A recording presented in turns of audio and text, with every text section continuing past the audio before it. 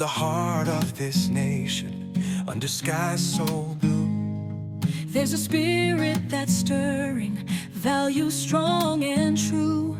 from the mountains to the prairies, from the cities to the sea, we stand for liberty, for faith and family.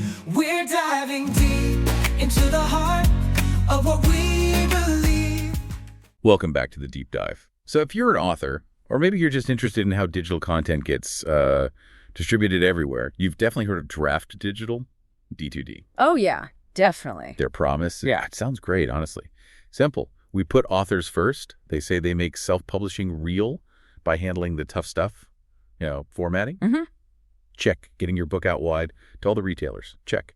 It really does sound like the dream partner for independent creators, doesn't it? It does. But when we started digging into our sources, we're talking hundreds of author reviews, detailed testimonials, you see this real crack beneath the surface, a big disconnect between that author-friendly promise and, well, the actual experience. Especially around things like content rules and accounts just disappearing. Exactly. Opaque moderation, sudden account terminations. That's the core of it. Okay, so our mission for this deep dive is to look past the marketing slogans. Mm-hmm. We need to understand the patterns here, figure out why a company offering such, vital technical help is facing such a crisis of author trust. And we have to start with the numbers because, honestly, they're pretty jarring. D2D has this abysmal 1.6 out of 5 trust score that's across 144 public reviews. 1.6. Wow. And get this, 81% of those reviews, the lowest possible score, 1 star. 81%. That's catastrophic dissatisfaction.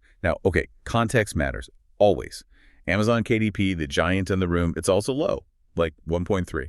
True, but it doesn't have to be that way. Look at competitors like BookBaby. They score a really respectable 4.4. Right. So there is a path to making authors happy that D2D seems to be, missing for most of its users right now. Which brings us right to the heart of the problem. This systemic opacity, especially around account bans, this is where you see the most frequent and, frankly, the most serious complaints. Accounts just terminated suddenly. Authors are calling it things like quiet silencing, even erasure. That sounds really serious. It is. So when this happens, when an author's entire platform gets shut down, what are they being told? What's the reason D2D gives? Well, the language they use is key because it's often boilerplate. It's incredibly vague. Authors hear things like their work is low quality or non-unique content, maybe mass-produced. Non-unique. What does that even mean for fiction or even specialized nonfiction? Exactly. And sometimes it's even flagged just because the material is, quote, easily accessible online via an internet search blog post. These definitions, they offer almost no clear path for an author to understand, let alone appeal. Is there any pattern? Like, what kind of content gets tagged low quality? Does it start getting into sensitive areas, maybe politics? Absolutely. Our sources show that pattern pretty clearly. Mm-hmm. Take the case of Samuel Carter. He published a book, a cultural critique, about the reaction to Charlie Kirk's death. Okay, politically charged topic. So what happened with moderation there? This is where it gets really interesting, right? Right. So that D2D first censored that specific book, but then, and this is the really crucial difference, they escalated, they banned his entire account. His whole account. Just gone. Gone. Now, compare that. Amazon KDP. They also blocked that specific controversial title. KDP did not shut down his entire publishing channel. But D2D did. D2D, based on this testimony, chose to completely erase the author's presence on their platform. Okay, that is the key takeaway right there for anyone listening. This isn't just, standard content moderation where maybe one book gets flagged. No, it's different. This is about eliminating the author's whole setup, their entire catalog, their potential income stream. Yeah. It feels like a huge difference in how they handle controversial stuff compared to, say, Amazon. Precisely. And it gets even murkier when you look at cases suggesting content policing, but it's disguised as being about, market saturation. So if it's not politics, what else triggers this? You're saying they might flag content just for being too popular? That seems backward? It does seem strange, yeah. But that seems to be the implication in some cases. The Tobacco Films example comes to mind. Right. Tell us about that one.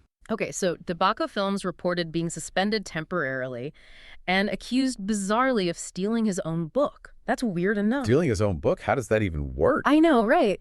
But then later, the platform apparently sent a notice with this list of really broad topics that their vendors were becoming more selective about. Vendors? Like the retail channels DTD distributes to? Presumably. And the list included things like fighting inflammation naturally, superfoods guide, chemicals in our food, really common wellness and health topics. Wait, so they're saying you can't publish a book on superfoods because too many other people are.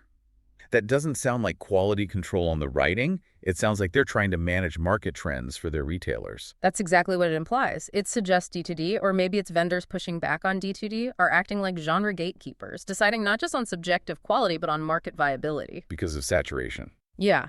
They basically said, any content that is mass-produced will not be accepted. Our vendors are being overwhelmed with non-unique content. It feels like authors are being punished for writing about popular, helpful topics just because the topic itself is popular. That's a serious overreach into what an author can write about and sell. Definitely feels like it. And then there are these really disturbing allegations cases where authors try to challenge a ban, and they claim the platform basically invented reasons to make the ban permanent. We saw that with the testimony from RJ. Yes, RJ's case. He reported his work, which he insists was legitimate and original, was initially flagged as PLR, that's private label rights, and low quality. Okay, for listeners, PLR is usually like pre-written, generic stuff, often low quality, meant to be resold. So calling original work PLR is a serious mischaracterization. A very serious one, if RJ's account is accurate. He maintained his work was entirely original, so it suggests D2D might have been applying this label incorrectly, maybe to justify the ban more easily. And what happened when he challenged that, when he asked for proof or clarification? That's when, according to RJ, the situation escalated dramatically. He stated D2D then claimed his emails, his attempts to communicate an appeal contained profanity, personal attacks, and disrespectful statements. And used that to justify making the account termination permanent. Exactly. RJ maintains this claim about his emails was completely fabricated by the platform specifically to shut him down when he pushed back and asked for clear answers. Wow, the potential human cost there.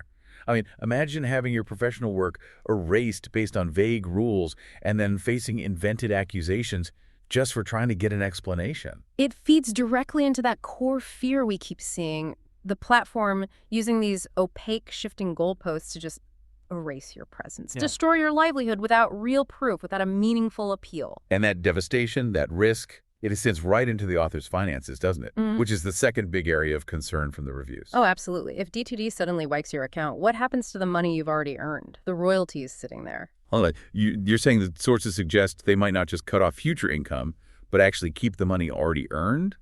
That takes it from a publishing issue to, well, something much more serious legally. That's precisely what several authors are claiming. WOMP AE specifically mentioned D2D's policy allowing them to terminate accounts and, quote, keep all earned royalties. Keep the royalty. That's the claim. It shifts the whole dynamic, doesn't it? It's not just breach of service. It potentially becomes unjust enrichment. It fundamentally changes the risk for authors. And we saw that shocking testimony from Dan, too. Yeah, Dan's story was particularly alarming. He claimed he had to get a lawyer involved because, allegedly, D2D kept selling his books, collecting money for a whole year after blocking his access to the account.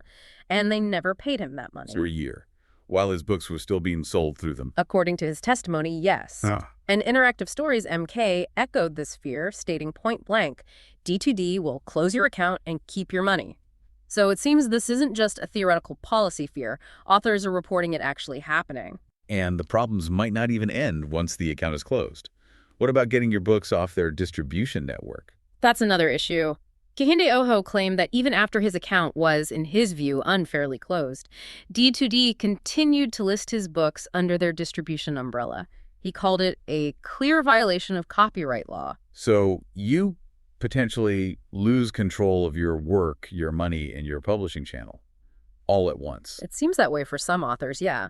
And beyond these huge issues of content and money, there are just layers of operational headaches that pile up. They definitely contribute to that 1.6 score. Like basic quality control. Yeah, big time. Michelle and Tabaka Films both complained about horrible printing quality.